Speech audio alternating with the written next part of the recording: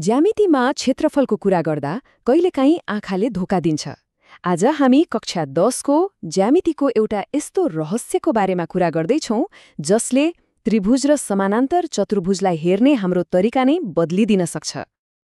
ल सुरु नै एउटा प्रश्नबाट गरौँ है त। स्क्रिनमा हेरौँ त, यी दुई आकार छन्। हेर्दाखेरि कुन चाहिँ ठूलो लाग्छ? अलिकति ढल्केको जस्तो देखिने कि यो अलि ठाडोवाला? यी दुईवटा समानान्तर चतुर्भुज हुन्, एबीसीडी र एबीईएफ। हेर्दै थाहा हुन्छ निकै फरक देखिन्छन्, होइन र? एउटा अलि थेप्चिए जस्तो, अर्को चाहिँ अलि ठाडो। तर अचम्मको कुरा के छ थाहा छ? यिनीहरूको क्षेत्रफल ठ्याक्कै बराबर छ। हो, आँखाले जेसुकै देखोस्, गणितले भन्छ यिनीहरूले ओगट्ने ठाउँ त एउटै हो। तर कसरी हुन सक्छ यो? ल आउनुहोस् यही रहस्यको पर्दा खोलौँ। यो रहस्य खोल्ने पहिलो चाबी भनेकै समानान्तर चतुर्भुजको क्षेत्रफल सम्बन्धी नियम हो, खास गरी त्यस्ता चतुर्भुजहरू जुन एउटै आधारमा बनेका हुन्छन्। यो नियम लागू हुनलाई जम्मा दुईवटा शर्त पूरा हुनुपर्छ। एकदमै सजिलो छ। पहिलो, दुवै आकार एउटै आधारमा, भनौँ न एउटै बेसमा उभिएको हुनुपर्यो। अनि दोस्रो, तिनीहरू उही दुई समानान्तर रेखाहरूको बीचमा हुनुपर्यो। बस यति दुई कुरा मात्रै हो। यसको प्रमाण त झनै रमाइलो छ। ल हेरौँ है। बायाँतिरको त्यो सानो त्रिभुज एडीएफ र दायाँतिरको त्रिभुज बीसीई, यो दुईवटा ठ्याक्कै एउटै हुन्। अब एकछिनलाई सोचौँ त, त्यो बायाँको त्रिभुजलाई काटेर ठ्याक्क दायाँपट्टिको खाली ठाउँमा लगेर जोड्यौँ भने के होला? पुरै आकार त बदलियो नि, होइन? तर जम्मा क्षेत्रफल चाहिँ त्यो त 1 इन्च पनि घट्दैन बढ्दैन। र यो कुरा हिसाबले पनि प्रष्ट हुन्छ। हाम्रो स्रोतको उदाहरणमा हेर्ने हो भने आधार 7 र उचाइ 3 सेन्टिमिटर लिँदा दुवै आकारको क्षेत्रफल कति आउँछ? ठ्याक्कै 21 वर्ग सेन्टिमिटर। भनेपछि सिद्धान्त र हिसाब दुवै ट्र्याक्टै मिल्यो।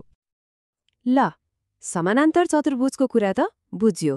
अब यही नियममा एउटा त्रिभुजलाई पनि ल्याएर मिसायो भने के हुन्छ होला? हेरौँ न त।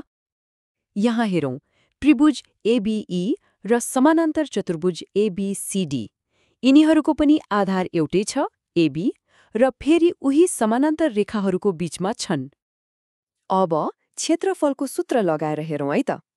समानान्तर चतुर्भुजको क्षेत्रफल कति भयो? आधार गुणा उचाइ भनेपछि 48 वर्ग सेन्टिमिटर। अनि त्रिभुजको आधा गुणा आधार गुणा उचाइ, त्यो भयो 24 वर्ग सेन्टिमिटर। अरे यो त ठ्याक्कै आधा पो भयो। यसले हामीलाई अर्को एउटा महत्त्वपूर्ण नियममा पुर्याउँछ। त्यो के हो भने, यदि एउटै आधार र उही समानान्तर रेखाहरूको बीचमा त्रिभुज र समानान्तर चतुर्भुज छन् भने त्रिभुजको क्षेत्रफल जहिले पनि त्यो समानान्तर चतुर्भुजको ठिक आधा हुन्छ। यो नियमले हिसाब गर्न एकदमै सजिलो बनाइदिन्छ। ल अब हामीसँग दुईवटा बलियो नियमहरू छन्। अब यी दुईलाई मिलाएर हेर्दा एउटा अझै रमाइलो कुरा देखिन्छ, खास गरी त्रिभुजहरूको बारेमा। यहाँ हेर्नुहोस्, दुईवटा त्रिभुज छन्, एबीई र एबीसी। हेर्दा त फरक देखिन्छन्, तर यिनीहरूमा पनि उही दुई शर्त लागू हुन्छन्, एउटै आधार एबी र उही समानान्तर रेखाहरूको बीचमा। अब यहाँको तर्क एकदमै सिधा छ है। यदि पहिलो त्रिभुज पनि कुनै एउटा समानान्तर चतुर्भुजको आधा हो र दोस्रो त्रिभुज पनि त्यही चतुर्भुजको आधा हो भनेपछि त ती दुई त्रिभुजहरू आफैमा बराबर हुनै पर्यो नि, होइन र? हिसाबले पनि त्यही देखाउँछ। हेर्नुहोस् त, दुवैको क्षेत्रफल 24 वर्ग सेन्टिमिटर। र यही हो हाम्रो तेस्रो र अन्तिम निष्कर्ष।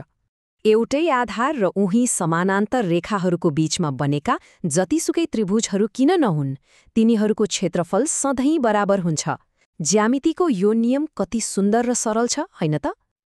ल अहिलेसम्म सिकेका यी 3वटा मुख्य नियमहरूलाई एकचोटि सरर सम्झ्यौँ।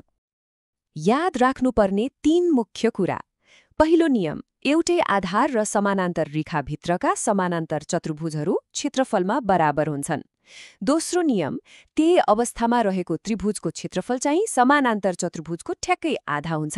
र तेस्रो नियम, यही कारणले त्यही अवस्थामा रहेका दुईवटा त्रिभुजहरू पनि एक आपसमा बराबर हुन्छन्। अब यी नियमहरू त बुझियो। अब पालो यिनलाई प्रयोग गरेर हेर्ने। यो अन्तिम चित्रमा एउटा सानो चुनौती छ।